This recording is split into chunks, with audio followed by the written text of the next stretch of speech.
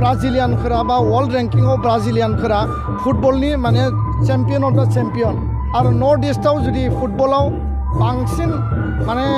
strength आरो fitness थानाय आरो बांसिन स्कप थानाय आरो बांसिन पारफरमेन्स होनो हानाय हारि दं होनना बुंबा बर' हारि दा बेखायनो आन्डार 13 फुटबल टुर्नामेन्टनि गेजेरजों जिल्ला लेभेलनिफ्राय मिरु लेभेलाव अल अभार आसाम कम्पिटिसन जागोन आरो बेयाव जाय बेस्ट अफ द बेस्ट सेलेक्सन जागोन बेखौ आसाम फुटबल एसोसिएशननि गेजेरजों जोङो आसाम स्टेटनि गेमाव गेलेहोनो थाखाय जोङो थागथियारि खालामदों आरो आसाम लेभेलाव गेलेनानै चेम्पियन जायोब्ला नेसनेल लेभेलाव लांनो थाखाय जाहाथे बिथांमोननि केरियारखौ दानो हायो फुटबल एकाडेमि गायसननायनि गेजेरजों बिटिआरआव बड'लेण्ड ओनसोलाव आसामाव बर' ओनसोलाव जाहाथे मजबुत फुटबलनि पार्मानेन्ट मोनसे जोङो केम्प बा एकाडेमि जों फसंनो हायो बेबो जोंनि मोनसे थांखि आरो बे थांखिफोरखौ लानानै गुबै आरो बास्तबमुखि मोनसे सिन्ताजों इन रियेलिटि जोंनि लाइमोनफोरनि जिउ दानायनि जि गुबै उद्देश्य बे उद्देश्यखौ जों लांनायानो जोंनि दिनैनि बे मावथांखि आरो बेफोर हाबाफारिफ्रा जुदि बर' हारियाव जाफुंसारोब्ला बर' हारिया फैबाय थानाय 10 बोसोराव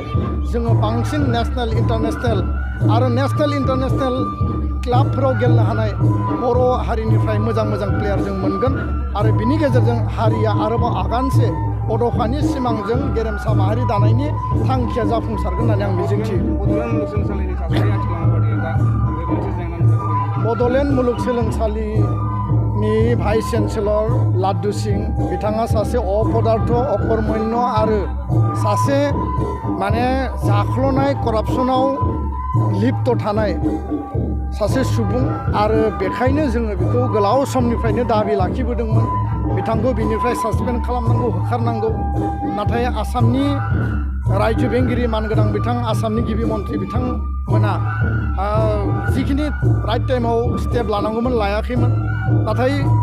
एन्टि करापसन आरो CM भिजिलेन्सनि जि मोनसे इनकुवारि इनभेस्टिगेसन बिनि गेजेरजों बेखौ दायि मोननाय जादों एक्युज्ड आरो एरेस्ट क्रिमिनेल कनस्पिरेसि एन'मेलिस फ्रड सिटिं 420 चार्जेसआव आरो बेखायनो बेखौ एरेस्ट खालामनाय जादों नाथाय बिथाङा बेल लादों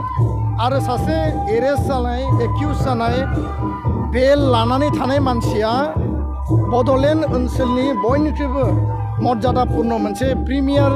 इन्स्टिटिउसनाव बड'लेण्ड इउनिभार्सिटियाव बिसि जानायनि कुनु नैतिक अधिकार गैया बेहा नैतिक राइट गैया आरो बेखायनो जों बिथांखौ होखारनांगौनि थाखाय बिथांखौ बिदाय होनांगौनि थाखाय जों आन्दलन खालामदों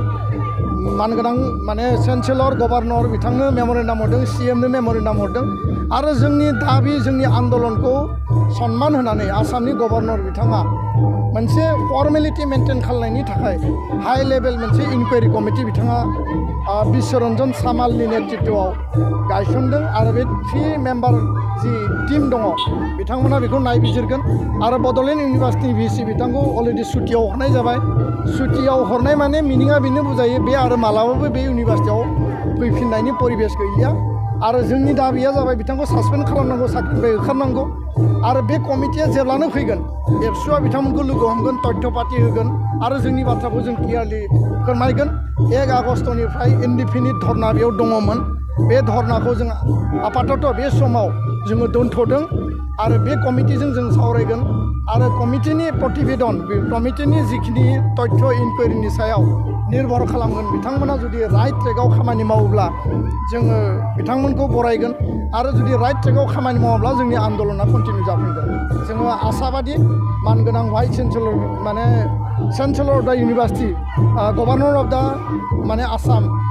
गुलाब चन्द काटारिया जि इनिसिएटिभ लादों बड'लेण्ड ओनसोलनि फरायसा फरायसुलिनि इयुनखौ नायनानै नोजोर लादों आरो जोंनि दाबिखौ बिथाङा सन्मान लाखिनानै बे इनिसिएटिभखौ लाखिदों आरो बड'लेण्ड इउनिभार्सिटियाव सोलोंथाइनि थासारि